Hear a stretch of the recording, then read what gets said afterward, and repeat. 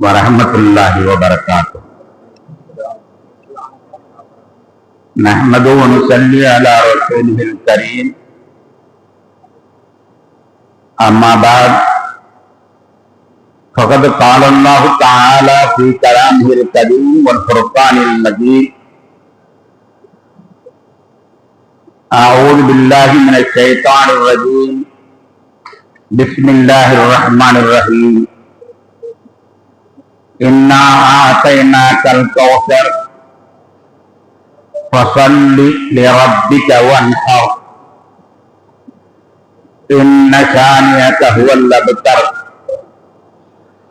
सदक़ल्लाहु मौलानल अलियुल अज़ीम।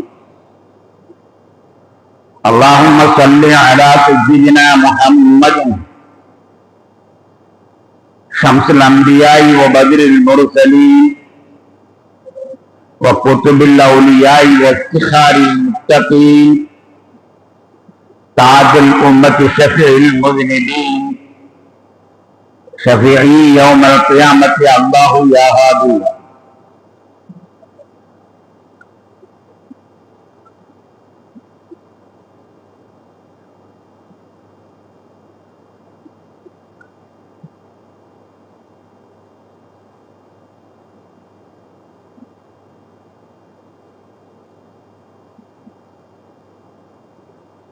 கண்ணியத்திற்கும் இந்த மரியாதைக்கு முடித்தான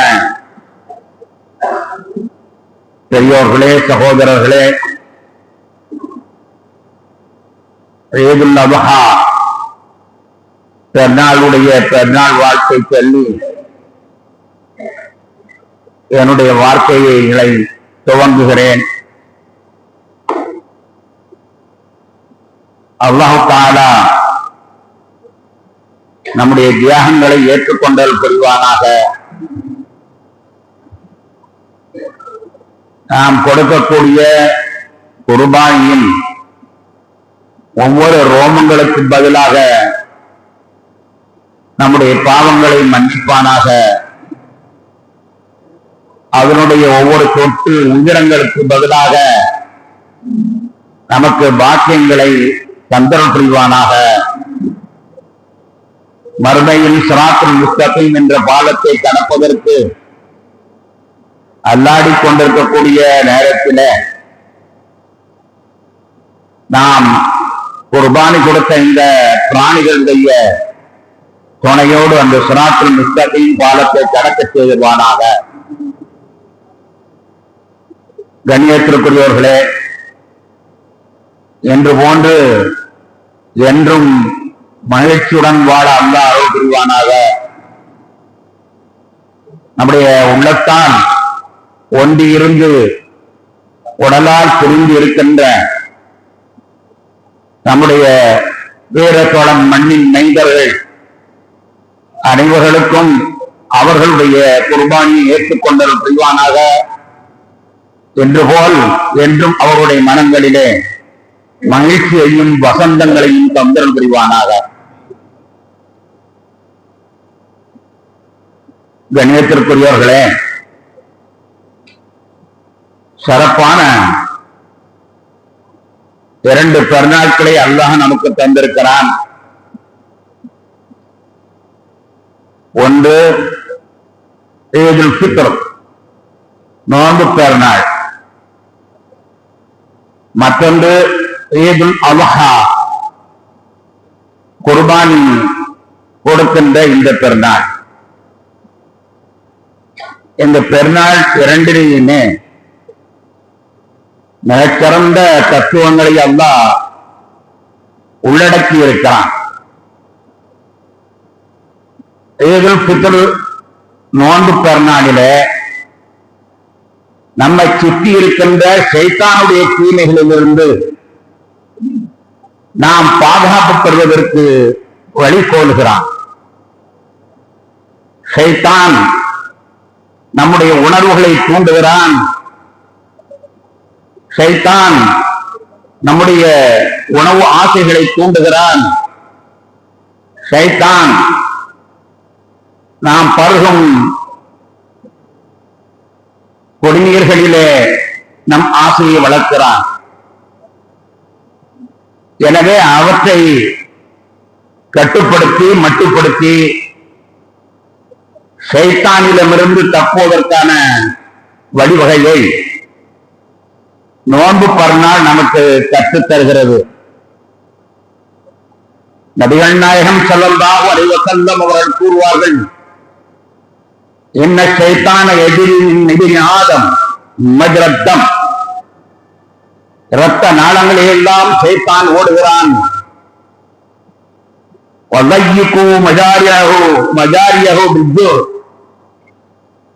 அவனுடைய பாதையை பசித்திருப்பதை கொண்டு நீங்கள் நெருக்கடியாக்குங்கள் என்று நபிகள் நாயகம் ஸல்லல்லாஹு அலைஹி வஸல்லம் அவர்கள் கூறி, இந்த ஷைத்தானுடைய கொட்டத்தை ஒடுக்குவதற்காக, அவனை நம்மிடமிருந்து அப்புறப்படுத்துவதற்காக அந்த பெருநாளை அல்லாஹ் கடமையாக்கி இருக்கிறான். இரண்டாவதாக இந்த ஈதுல் அத்ஹா, இதில் நம்மை நாம் ஒடுக்குவதற்காக நான் என்ற அகந்தையை ஒடுக்கி எல்லாம் அவனே, நான் மறைய கற்றவன், நான் மறைய கற்றவர் ஞான் யாவார் என்று சொல்வார்கள். 4 மறையை கற்றவர் அல்ல, நான் என்பதை மறைய வேண்டும். என்னிடத்திலிருந்து நான் என்பது மறைய வேண்டும். அப்படி மறைந்து விட்டால் அவன் ஞான் யாவான் என்பதாக கூறுவதை போன்று அது நான் நான் நான் என்பதை நம்மிடமிருந்து அகற்றுவதற்காக வேண்டி இந்த பெருநாள் நம் மீது கடமையாக்கப்பட்டிருக்கிறது. கணியத்திற்குரியவர்களே, இந்த பெருநாளிலே ஒரு விசேஷம் என்ன தெரியுமா? தக்பீர், அல்லாஹு அக்பர், அல்லாஹு அக்பர்.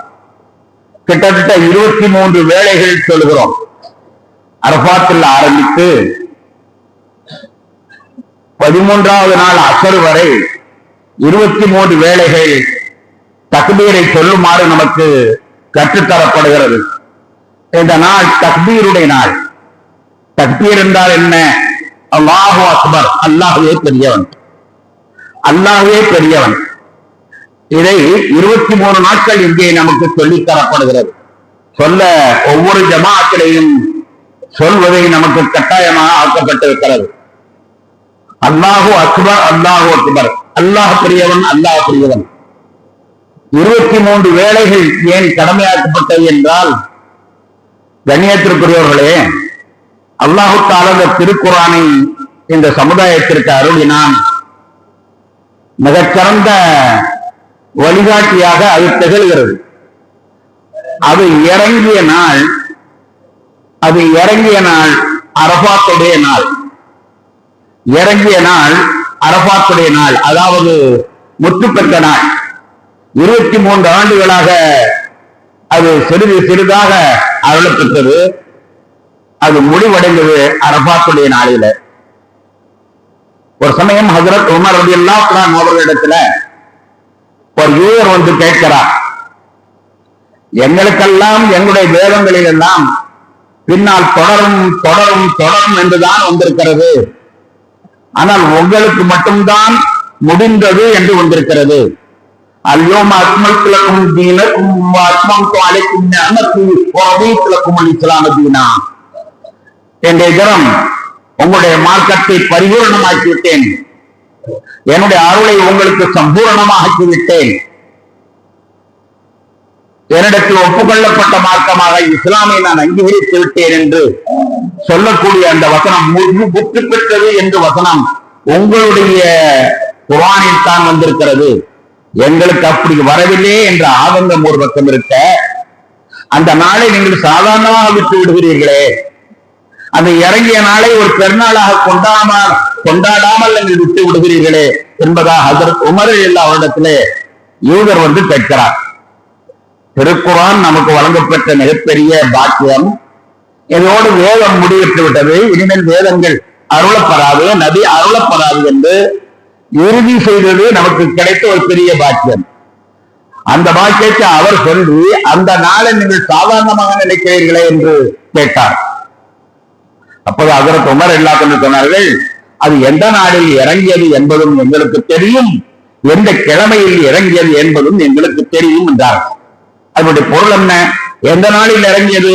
அரபாத்திலே நபிகள் நாயகம் ஸல்லல்லாஹு அலைஹி வஸல்லம் அவர்கள் இருக்கும் பொழுது அந்த வசனம் இறங்கியது, முற்று பெற்றது என்ற வசனம் இறங்கியது.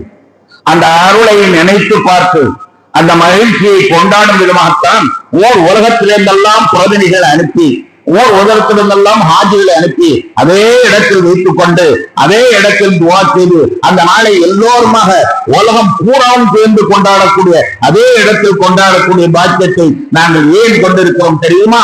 அன்று குர்ஆன் முற்று பெற்றது என்ற காரணத்தினால். முற்று பெற்ற நாளை நாங்கள் சாதாரணமாக விடவில்லை. உலகத்தில் உள்ள எல்லா பிரதிநிதிகளும் அது முற்று பெற்ற இடத்திற்கு சென்று அங்கு ஒன்று கூடி அங்கே நாங்கள் அதை கொண்டாடுகிறோம். எனவே அந்த நாள் மிக சிறப்பான நாள். அதோடு மட்டுமல்லாமல் அது இறங்கிய நாட்களும் இறங்கிய கிழமையும் வெள்ளிக்கிழமை. ஒவ்வொரு வெள்ளிக்கிழமையும் எங்களுக்கு குர்ஆன் முற்று பெற்று விட்டது என்பதை நாங்கள் மகிழ்ச்சியோடு கொண்டாடுகிறோம் என்று அதற்கு உமர் அவர்கள் சொன்னார். இங்க நான் எதற்கு சொல்கிறேன் என்றால், குர்ஆன் முழுமையாக முற்று பெற்ற அந்த அரபாத்துடைய நாள் இந்த மாதத்தில் தான் இருக்கிறது. அதனால் அல்லாஹ் தஆலா இதை 23 வேளைகள் தக்பீர் சொல்லி நன்றி சொல்ல சொல்லியிருக்கிறான். 23 வேளைகள். ஏனென்றால் 23 வருஷமாக இந்த குர்ஆன் அருளப்பெற்றது.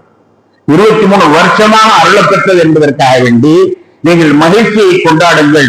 ஒவ்வொரு வேளையிலையும் 23 வேளைகள் கொண்டாடுங்கள் என்று 23 வேளைகளாக தக்பீரை சொல்லி நம்மை எல்லாம் அறிமுகப்படுத்துகிறார். இந்த தக்பீருடைய பொருள் என்ன? அது மட்டுமா நாம தக்பீர் சொல்கிறோம்? சாதாரணமாக பாங்கிலே எடுத்துக்கொண்டால் ஒரு பாங்கிலே 6 தடவைகள் அல்லாஹு அக்பர் என்று சொல்கிறோம். ஒரு தடவை பாங்கிலே 6 தடவைகள் அல்லாஹு அக்பர் என்று சொல்கிறோம். 5 வேளைக்கு அது 30 தடவைகளாக ஆகிவிட்டது. அதை போன்று இகாமத்திலையும் 30 தடவைகள் சொல்கிறோம். தொழுகையில் அதே அல்லாஹ் அக்பர் என்பதை ஒரு ரக்காத்திற்கு 5 தடவைகள் சொல்லி 17 ரக்காத்துக்கு 85 தடவைகள் சொல்கிறோம். ஆக அல்லாஹ் அக்பர் என்று 145 தடவை ஒவ்வொரு நாளும் வணக்கத்திலே சொல்லிக் கொண்டிருப்பதோடு மட்டுமல்லாமல் இந்த 23 நாட்களும் தக்பீருடைய நாளாக அறிவிக்கப்படுகிறது. இந்த தக்பீருக்கு பொருள் என்ன? அல்லாஹ் அக்பர் என்பதற்கு பொருள் என்ன? யாருக்காவது தெரியுமா? தெரிந்தால் சொல்லுங்கள். அல்லாஹு அக்பர் என்பதற்கு பொருள் என்ன? அல்லாஹு அக்பர் என்பதற்கு பொருள் கேட்டால் என்ன சொல்வார்கள்? நான் பெரியவன் என்று சொல்வார்கள். அது அல்ல பொருள். நான் பெரியவன் என்பது பொருள் அல்ல. ஆமா, அல்லாஹ் அக்பர், அல்லாஹ் பெரியவன் என்பது அதனுடைய பொருள். அல்லாஹ் பெரியவன் என்பது பொருள் அல்ல. ஆனா அஸ்கர், நான் அர்ப்பன். அல்லாஹ் பெரியவனாக நான் பெரியவனா இருக்கக்கூடாது தானே? நான் அர்ப்பன். ஆனா அஸ்கர், நான் அர்ப்பன், நான் அர்ப்பன், நான் அர்ப்பன், நான் அர்ப்பன். ஒன்றுக்கும் உதவாதவன். ஏதாவது எதையும் என்னால் செய்ய முடியாது, எல்லாம் அல்லாஹ் சென்றிருந்து என்னை வேலைக்கு பார்க்கிறான், என்னால் எதுவுமே செய்ய முடியாது என்று சொல்லக்கூடிய ஒரு விண்ணப்பத்தை இந்த அல்லாஹ் அக்பர் நமக்கு சொல்கிறது. ஒரு உதாரணம் சொன்னால் பொருத்தமாக இருக்கும் என்று கருதுகிறேன். மனிதன் எதை பழகிறானோ அதுதான் அவனுடைய வாழ்க்கையில் பிரதிபலிக்கும். எதை பழகுகிறானோ அதுதான் அவனுடைய வாழ்க்கையில் பிரதிபலிக்கும். ஒருத்தன் கண்ணாடி வியாபாரம் பண்ணுகிறான். கண்ணாடி வியாபாரம் பண்றான். கழுதையில அந்த காலத்து பழக்கப்படுறான். கழுதையில தூக்கிட்டு கண்ணாடி வியாபாரம் பண்றான். கழுதையில தூக்கிட்டு கண்ணாடி வியாபாரம் பண்றான்.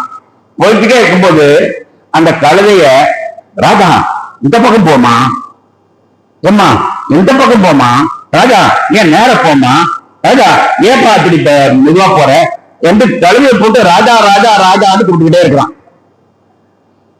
அப்ப அவன்கிட்ட ஒருத்தன் கேட்டான், புத்திசாலி, என்னடா அது கழுதைக்கு ராஜான்னு சொல்ற?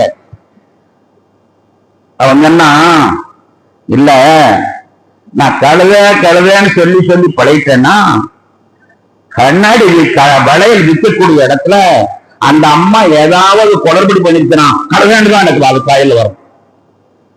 அந்த அம்மா ஏதாவது விலையை குறைச்சி கேட்ட கழுதைன்னு தான் வரும். எனக்கு கழுதை நான் பழகிட்டு இருக்கேன். கழுதை கழுதை கழுதைன்னு 1000 தடவை நான் சொன்னேன்னா, எப்ப பார்த்தாலும் கழுதை போ கழுதை என்ன அப்படின்னு சொல்லிக்கிட்டே இருந்தான்னு அந்த அம்மாட்ட வளையலை கொடுக்கும் பொழுது அது சரியில்லைன்னா என் மனதுல கழுதம் இல்ல கழுதை நான் சொல்லல அப்படின்னு சொல்லுவேன்.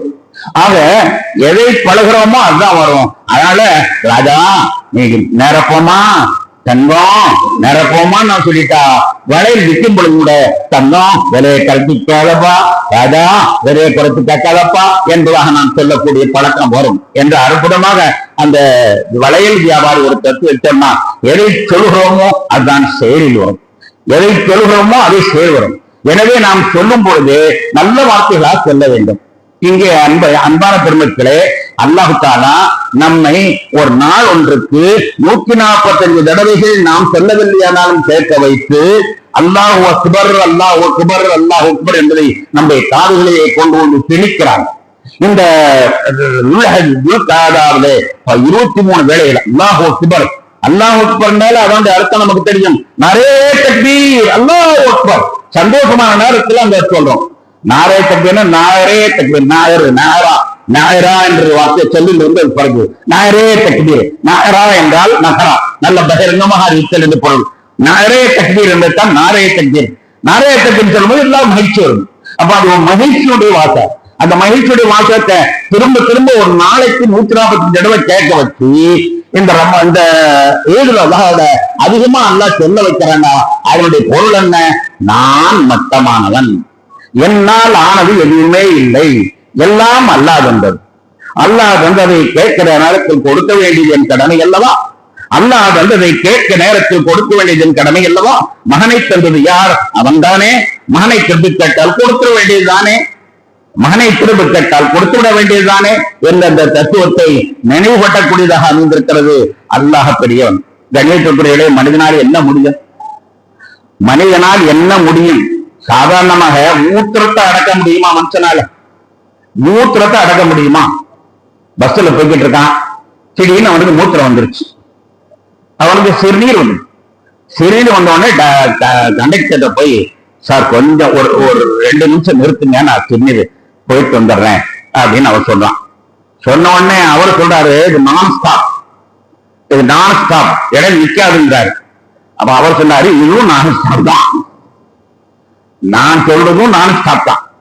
இப்ப நான் ஸ்டாப் அடிச்சு விட்டோம்னா கிடைக்கிற எல்லாரும் இருந்து வர. அதனால மரியாதை நிப்பாட்டுங்கன்னு சொன்னான். இது எவனுக்கோ சொன்னதில்லை, நம்ம யாருக்கும் சிறுநீர் அடக்க முடியுதா? எங்க இருந்தா என்னடா பெரிய இது பேசுற, நான் பெரியன்னு சொல்றீங்க, என்னடா என்னால என்ன முடியும்? ஒரு சிறுநீர் அடைக்க முடியுமா? கண்ணியத்திற்குரியவர்களை பசியை அடைக்க முடியுமா அவனால? வேண்டாம், பழமொழி படைப்பான், பசி ருசி அறியாது. இவன் பழமொழி படைப்பான், பசி ருசி அறியாதான். பசி வந்தால் 10 பறந்துவிடும். பசி வந்துச்சுன்னா அவனுக்கு படபடப்பு வந்துச்சுன்னா, ஒரு சமயத்துல சென்னைக்கு போய்கொண்டிருக்கிற நேரத்துல, சென்னைக்கு போகக்கூடிய நேரத்துல அந்த விழுப்புரம் பக்கத்துல ஒரு பெரிய பாலம் ஒண்ணு, அந்த பாலத்துக்காண்டி பஸ்கள் எல்லாம் டிராபிக் ஜாம் ஆயிரும். சமயத்துல 200 பஸ் 300 பஸ் டிராபிக் ஜாம் ஆயிரும் அந்த உளுந்தூர்பேட்டை பக்கத்துல முன்காலத்துல. அப்படி ஜாம் ஆகி போய் இருக்குது. அப்போ ஒரு வயசான ஆளு கார்ல இருந்து இறங்கி வந்தார், யுனோவா கார்ல இருந்து இறங்கி வந்தார். அவர் வீட்டுல சாப்பிடக்கூடிய தட்டை கூட டிஷ்யூ பேப்பர் வச்சு தொடச்சிட்டு தான் சாப்பிடுவாங்க, அப்படிப்பட்ட ஆளு. சாப்பிடக்கூடிய தட்டை கூட டிஷ்யூ பேப்பர் வச்சு தொடச்சிட்டு அவர் தொடப்பார், அப்படிப்பட்ட ஆளு. வந்துச்சு, பசி வந்துருச்சு. என்னடா செய்ய, பஸ் போற மாதிரி தெரியல, பசிக்குது, என்ன செய்யறது என்று யோசிச்சு பார்த்தார். மெதுவா கீழே இறங்கினார். கீழே இறங்கி பார்த்தா அங்க ஒரு கடை இருக்கு, ஈ மொச்சுக்கிட்டு இருக்குது.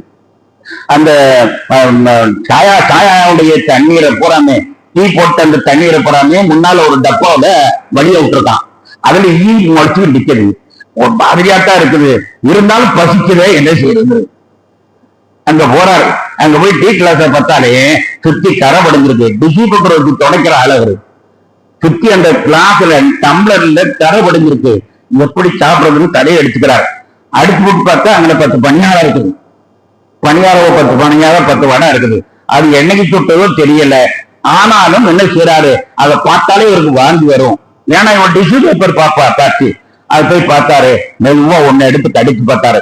என்னப்பா நெல் சுட்டது, நேத்தான் சுட்டாங்க அப்படின்னா, சரியாதா பரவாயில்ல, எனக்கு பசி வந்துருச்சா? மனுஷன் பசிக்கு அடிமை.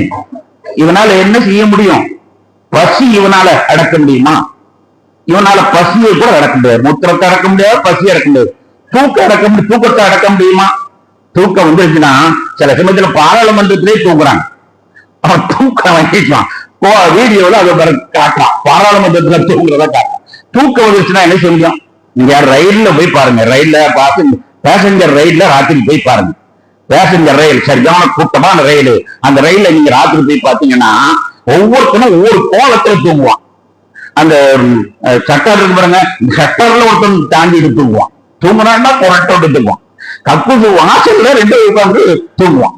கக்கூசு வாசல்ல, கக்கூசு திறந்து போட்டு வாசல்ல எப்படி அவன் பார்க்கும் பொழுதுதான் உறக்கத்தை மனிதனால் கட்டுப்படுத்த முடியாது, பசியே கட்டுப்படுத்த முடியாது. இவனால என்ன செய்ய முடியும்? கண்ணியத்திற்குரியவர்களே, ஒரு சின்ன தேள் குட்டி நம்ம வீட்டுல படுத்து தூங்கி பெட்டா படுத்து தூங்க போறோம். அப்போ நம்ம பாப்பா சொல்றது, ஒரு தேள் குட்டி போற மாதிரி பார்த்தேன்னுச்சு, அவ்வளவுதான். தேள் குட்டி போயிருச்சு, போறத பார்த்தேன்னு அந்த புள்ள சொல்லிச்சுன்னா என்ன ஆகும்? என்ன ஆகும் நினைச்சு பாருங்க. என்ன ஆகும்? உடனே அது எங்கன்னு தேடணும், தேடி எல்லா இதையுமே அப்புறப்படுத்தி அதை பண்ணி இதை பண்ணி எதை பண்ணி ஒண்ணுமே இல்லாம ஆக்கி கடைசியில தேள் குட்டி மாட்டதில்லை. அது உண்மைதானா இல்லையான்னு தெரியல. பாப்பா சொல்லுச்சு, ஒரு தேள் குட்டிக்கு பயப்படுறான், இவன் பெரிய மனுஷன், பெரிய ஆளு, உயிராப்பு வரை இருக்கு. ஒரு தேள் குட்டி போயிடுறான். மனுஷனை பாத்தீங்களா, கொசுவுக்கு வலை கட்டுறான். கொசுவுக்கு வலை கட்டுறானா இவனுக்கு வலை கட்டுறானா? இவனை சுத்தி வலை. அப்ப இவனை சுத்தி வலை வச்சா அதுக்கு என்ன பேர் வைக்கணும்? மனுஷ வலைன்னு சொல்லணும். இவன் நடுவுல படுத்திருக்கான், சுத்தி வலை இருக்கு. இவன் உள்ள படுத்திருக்கான், சுத்தி வலை இருக்குது. அப்ப மனுஷ வலை. சிங்கத்தை உள்ள போட்டு வெளியில எடுத்தா அதுக்கு ஒரு சிங்க கூண்டு. புலியை உள்ள அடக்கி வெளியில போட்டா அதுக்கு பேரு புலிக்கூண்டு. மனுஷன் உள்ள போட்டா அதுக்கு ஒரு கொசு விளையாம். இவளுக்கு மரியாதை வேற. கொசுவுக்கு பயப்படுறவன், கொசுவுக்கு பயப்படுறவன், ஒரு சின்ன தேள் குட்டிக்கு பயப்படுறவன் இவன் பெரியவன். நல்லா நல்லா ஒக்குப்படுற, நல்லா வேண்டாம் தெரியுதா? நீங்க என்னடா எதுக்குடா உன்னால என்ன செய்ய? திருக்குறான்ல பல செய்திகள் எல்லாத்துல அழுத்தம் திருத்தமாக சொல்கிறான். பல செய்திகள், ஒரு செய்தி சூரத்துல் வாக்கியா என்று ஒரு அத்தியாயம், அந்த வாக்கியாவை மகரிப் பிற ஓதுங்க, ஏழ்மை வராது என்று நபிகள் நாயகம் ஸல்லல்லாஹு அலைஹி சொல்வார்கள்.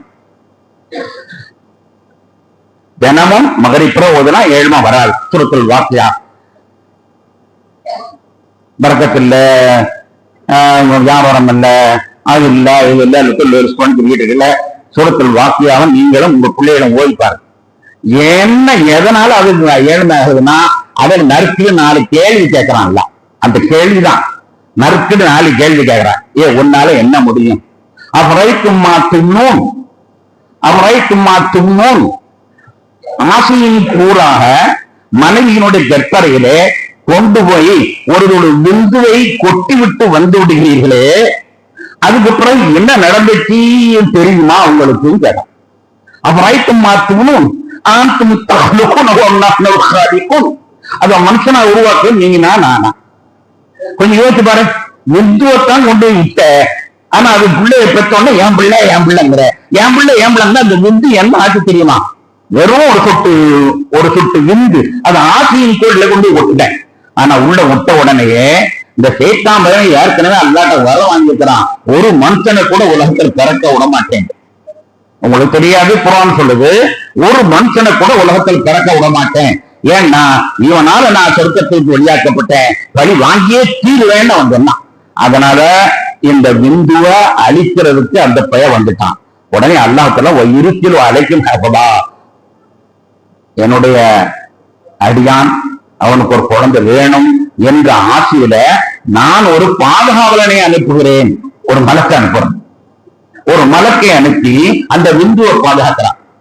விந்து பாதுகாத்து அதை விந்துவாக இருந்ததை சதக்கட்டியாக இரத்த கட்டியாக வெளியிலே வந்தால் ஓடி ஆடி சாப்பிட வேண்டும் என்பதற்காக உரமிக்க கைகளையும், இன்னும் ஒளி பொருந்திய உலகத்தை காண வேண்டும் என்பதற்கான ஒளி பொருந்திய கண்களையும், சிந்திப்பதற்கான ஆட்களை எல்லாத்தையுமே அந்த உள்ளத்துல வச்சு அதை கொண்டு வந்து பாதையை விரிவாக்கி, அந்த பாதை வரக்கூடிய பாதை அல்ல, அந்த குழந்தை வரக்கூடிய பாதை அல்ல, அந்த பாதையை உருவாக்கி அந்த குழந்தையை கொண்டு வந்து வெளியில வந்து தள்ளுகிறான்.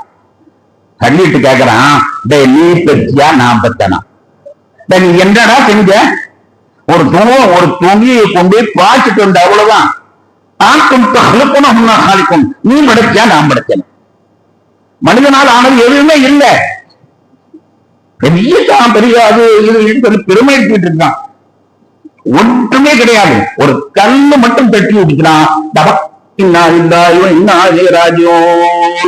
பள்ளியாசுல சொல்லிடுவாங்க, நாளை இறந்துட்டார். ஒரு கல்லு தட்டினா உன்னால தாங்க முடியுமா? அப்புறம் மாட்டாங்க. விவசாயம் பண்றீங்களா, அதை பத்தி என்னன்றீங்க கேட்கற. அடுத்த கேள்வி, விவசாயம் பண்றீங்களா என்ன செய்யுங்க? நீ விதையை கொண்டு போய் போட்டு வந்துடுற, அவ்வளவுதானப்பா. விதையை கொண்டு போட்டு வந்துட்டு மூட்டையை பிடிச்சிட்டு அறுவடை செஞ்சுட்டு அது லெவில எடுக்க மாட்டேங்கிறான், வைக்க மாட்டேங்கிறான், விலை பெற மாட்டேங்கிறான், நீ போட்டு கூடத்தான் இருக்கிற. அந்த அந்த எப்படி முளைச்சிச்சுன்னு தெரியுமா? நீ போட்ட அந்த விதை எப்படி முளைத்தது என்று தெரியுமா? இந்த பூமி இரும்பு போட்டா கூட துரும்ப வைக்கிறோம், அப்படிப்பட்ட சக்தி உள்ள பூமி. நீ போட்ட விதையை திங்கிறதுக்கு எவ்வளவு நேரம் ஆகும்? ஆனா திங்க விடாம நான் பாதுகாத்தேன். திங்கி விடாம பாதுகாத்து அந்த பூமி, அந்த நெல்லுக்கு வழிவிடுற மாதிரி அந்த பூமியை நான் ஆக்கினேன். இது ஒரு குருத்தை வெளியாக்கியது, மஞ்சள் குருத்தை.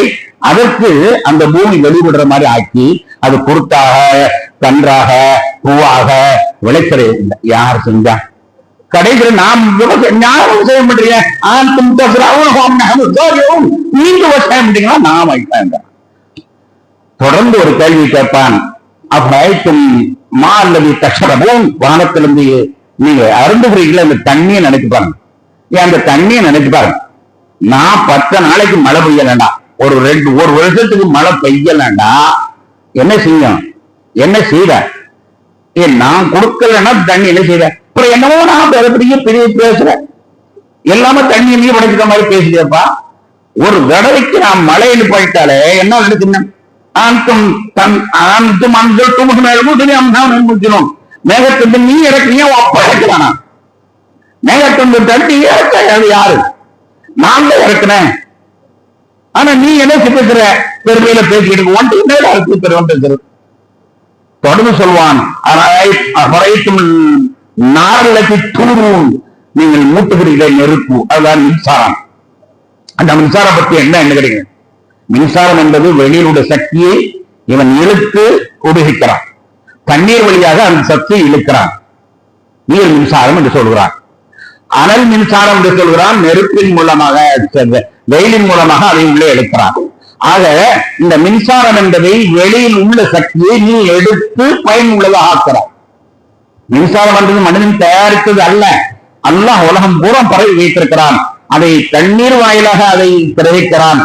அனல் மூலமாக மின்சாரத்தை எடுக்கிறான். இப்படித்தான் அந்த மின்சாரத்தை எடுக்கிறான். அப்ப அல்லாஹ் கேட்கிறான், அந்த மின்சாரத்தினுடைய சக்தியினுடைய பூர்வாங்க சக்தியை நீ படைத்தாயா, நான் படைத்தேனா? 4 கேள்வி. விவசாயம் பண்றியா, அதை பத்தி என்ன நீ நினைக்கிறாய்? குழந்தையை பெற்றெடுக்கிறாய், அதை பற்றி நீ என்ன நினைக்கிறாய்? தண்ணீர், நீ அதை பற்றி என்ன நினைக்கிறாய்? மின்சாரம், அதை பற்றி என்ன நினைக்கிறாய்? உன்னால நான் அது என்னதுப்பா, என்னதான் உன்னால ஆகும்? அற்புதமாக இந்த பெருநாளிலே அல்லாஹ் தாலா அந்த தத்துவத்தை தான் சொல்றானா. ஆனா சார், நான் மட்டமானவன், முதல்ல அவன் நான் மட்டமானவன், எல்லாம் அவன் தந்தது, எல்லாம் அவன் தந்தது. எப்ப கேட்கிறானோ அப்போ திருப்பி கொடுப்பதற்கு நீ தயாராக இருக்க வேண்டும். இந்த பெருநாள் சொல்லக்கூடிய தத்துவம் அதுதான். அந்த மாமனிதர் இப்ராஹிம் தயாரா இருந்தார். அதை நாம் நினைவு கூற வேண்டும். அவன் கொடுத்தது எல்லாமே உன்னால் ஆனது எதுவுமே இல்லை.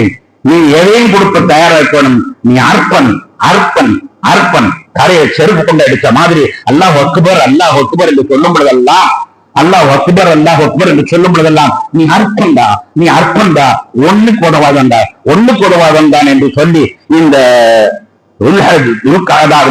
மனிதனை பக்குவப்படுத்த நான் போய்விட வேண்டும். எல்லாம் அல்லாஹுடைய பேரருள். அல்லாஹ் நமக்கு செய்தான். அதை நாம் நினைவில் கொள்ள வேண்டும். நம்மாலானது அல்ல என்பதை நம்ப வேண்டும் என்பதுதான் இந்த நோம்பினுடைய மிகப்பெரிய அந்த ஈதுல் அத்ஹாவுடைய மிகப்பெரிய தத்துவமாக அமைந்திருக்கிறது. கண்ணியத்திற்குரிய பெருமக்களே, அற்புதமான இந்த நாளிலே நாம் படக்கூடிய அந்த பாடத்தை பக்குவமானதாக மனதில வைத்து, உலகத்துல என்ன தெரியுமா, தோட்டியிலிருந்து தொண்டமான் வரைக்கும் சொல்லுவாங்க. சாதாரணமாக தோட்டியிலிருந்து தொண்டமான் வரைக்கும் துப்புரவு பணியாளர் போய் நீ என்னப்பா கூட்டுற, உனக்கு தெரியலையேன்னு சொல்லி பாருங்க, வந்துரும் வேகம். அதே மாதிரி மேல அரசாள் இருந்து கீழே வரை எல்லாத்தையும் நிறைஞ்சு இருக்கிறது. என்னது நான்கிறது பெருமை. எல்லாத்தையும் நிறைந்து இருக்கிறது பெருமை ஒண்ணுதான். ஒருத்தனை போய் முதலாளி நீங்க தான் முதலாளி, நீ ஒருத்தன் தப்பா என்னைய தெரிஞ்சவன் முதலாளின்னு ஒருத்தன் சொல்லிட்டானா அப்படியே குஷியாயிரு. நீ ஒருத்தன் தப்பா இந்த ஊர்ல என்னை தெரிஞ்சவன், இவன் முதலாளிங்கிறான், அவன் நம்ம தெரிஞ்சவன். இப்படி பெருமையிலேயே வாழக்கூடிய மனிதர்களே, நீங்கள் பெருமையை விட்டு சிறுமைக்கு வாருங்கள். உங்களை நீங்கள் அல்லாஹுக்கு அடிமையாக ஆக்கிக் கொள்ளுங்கள் என்று சொல்லக்கூடிய அற்புதமான பெருநாள் அல்லாஹ் நமக்கு அருள் புரிவானாக. அந்த பெருநாள் தொழுகை இப்பொழுது நாம் தொழுகைக்காக தயாராக இருக்கிறோம்.